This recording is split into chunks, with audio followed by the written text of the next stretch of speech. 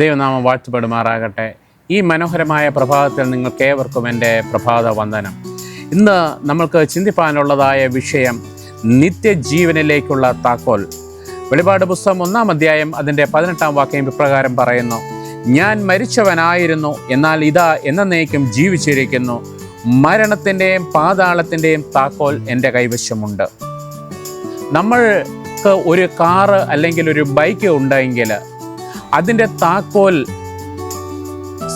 മേടിക്കുന്നതിന് വേണ്ടി നമ്മൾ എത്ര പണം ചെലവാക്കും? ഒരു പക്ഷേ നമ്മൾ ഒരു ആഡംബര കാറാണെങ്കിൽ ഒരു 5 ലക്ഷം രൂപ വേണമെങ്കിൽ അതിന് മുടക്കുമായിരിക്കാം.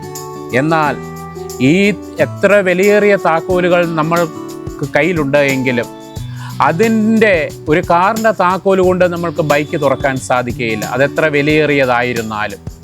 അതുപോലെ തന്നെ എത്ര വിലയേറിയ താക്കോലായിരുന്നാലും ബൈക്കിൻ്റെത് കൊണ്ട് കാറും തുറക്കുവാനായിട്ട് സാധിക്കുകയില്ല. ലോകത്തുള്ളതായ ഒരു താക്കോലുകൾ കൊണ്ടും തുറക്കുവാനായിട്ട് സാധിക്കാത്തതായ ഒരു വാതിലുണ്ട്. അതാണ് ശവക്കല്ലറയുടെ വാതിൽ. അതിൻ്റെ ഉടമസ്ഥൻ ആരാണ്? നമ്മൾ മരിച്ചു കഴിഞ്ഞാൽ നമ്മളെ വീണ്ടും ഉയർത്തെഴുന്നേൽപ്പിക്കണമെങ്കിൽ ആ കല്ലറയുടെ വാതിൽ തുറക്കേണ്ടതായിട്ടുണ്ട്. ആ തുറക്കുവാനായിട്ടുള്ള അധികാരം ആർക്കാണ്? അതാരുടെ കയ്യിലാണ് ആ താക്കോൽ? മത്തായിയുടെ സുവിശേഷം 16-ാം അധ്യായം 19-ാം വാക്യം നമ്മൾ വായിക്കുമ്പോൾ നമുക്ക് മനസ്സിലാക്കുവാനായിട്ട് സാധിക്കും.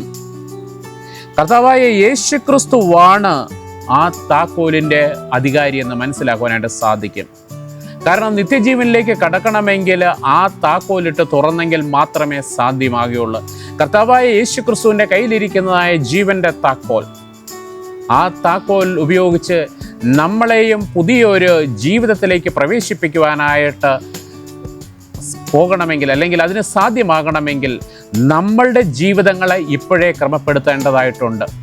ഒരുപക്ഷെ നമ്മുടെ ചുറ്റും നടക്കുന്നതായ കാര്യങ്ങൾ, ലൗകിക കാര്യങ്ങൾ, അത് സാത്താൻ കൊണ്ടുവരുന്നതാണ്. ആ സാത്താൻ്റെ കെണിയിൽ പോകുന്നതായ സന്ദർഭങ്ങളിൽ പലപ്പോഴും നമ്മൾ ചെയ്തു കൂട്ടുന്നത് ദൈവത്തിന് വിരുദ്ധമായിട്ടുള്ളതായ കാര്യങ്ങളാണ്. പലപ്പോഴും സാത്താൻ പ്രചരിപ്പിക്കുന്നത് അപ്രകാരമാണ്. ദൈവത്തിങ്കിലേക്ക് കടക്കുന്നത് വളരെ ബുദ്ധിമുട്ടുള്ള കാര്യമാണ്. ദൈവം നൽകിയിരിക്കുന്നതായ കൽപ്പനകൾ അനുസരിക്കുവാനായിട്ട് വളരെയധികം പ്രയാസങ്ങളുണ്ട്.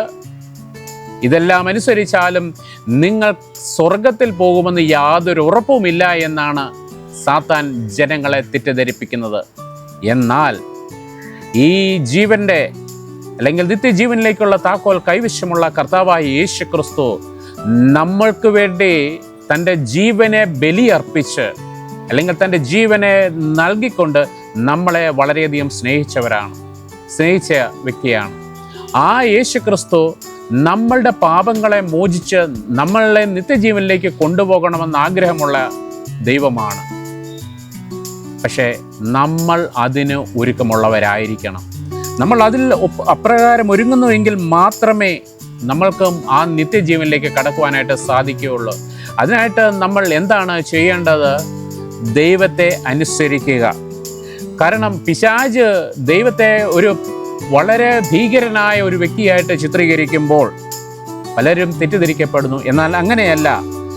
ദൈവം സ്നേഹത്തിൻ്റെയും ജീവൻ ആയ ഭാഗമാണ് എന്ന് കരുതിക്കൊണ്ട് അല്ലെങ്കിൽ അത് ചിന്തിച്ചുകൊണ്ട് നമ്മൾ നമ്മുടെ ജീവിതങ്ങളെ ക്രമപ്പെടുത്തി മുന്നോട്ട് പോകുമ്പോൾ നമുക്കും ആ നിത്യജീവനിലേക്ക് കടക്കുവാനായിട്ട് സാധിക്കും.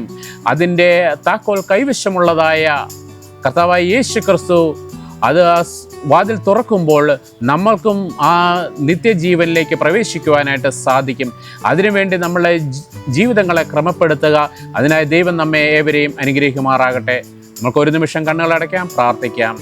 സ്നേഹവാനും കാരുണ്യവാനുമായ ഞങ്ങളുടെ സ്വർഗീയ വാഴ്ത്തപ്പെട്ട നല്ല ദൈവമേ, ഈ തിരുനാമത്തിനായി നന്ദിയോടെ സ്തുതിക്കുന്നു, വാഴ്ത്തുന്നു. കർത്താവെ, അടിയങ്ങൾ പ്രഭാതത്തിൽ അങ്ങയുടെ ചിന്തയിൽ കടന്നു വന്നപ്പോൾ കർത്താവെ, നിത്യജീവൻ്റെ ആ താക്കോൽ അങ്ങയുടെ കൈവശമാണ് എന്ന് മനസ്സിലാക്കുകയും അടിയങ്ങൾക്ക് നിത്യജീവനിൽ കടക്കുവാനായിട്ട് ആ വാതിൽ തുറന്നു തരുവാൻ വേണ്ടി അങ്ങ് ഒരുക്കമാണെന്ന് മനസ്സിലായി. കർത്താവെ, അതിനനുസരിച്ച് അടിയങ്ങളുടെ ജീവിതങ്ങളെ ക്രമപ്പെടുത്തുവാനായിട്ട് അങ്ങ് സഹായിക്കുമാറാകണമെന്ന് യാചിക്കുന്നു. ഇന്നത്തെ ദിവസം ഏറ്റവും അനുഗ്രഹപ്രദമായിരിക്കാൻ തക്കവണ്ണം അവിടുന്ന് അനുഗ്രഹിക്കുമാറാകണമെന്ന് യാചിക്കുന്നു. അടിയങ്ങളുടെ പ്രാർത്ഥന സ്വർഗം കേട്ടനായ സ്തോത്രം. സകലതും യേശുക്രിസ്തുവിന്റെ നാമത്തിൽ താഴ്മയോടെ വീക്ഷിക്കുമ്പോൾ കൃപയുടെ കേട്ട് ഉത്തരം നൽകുമാറാകണമേ. ആമേൻ.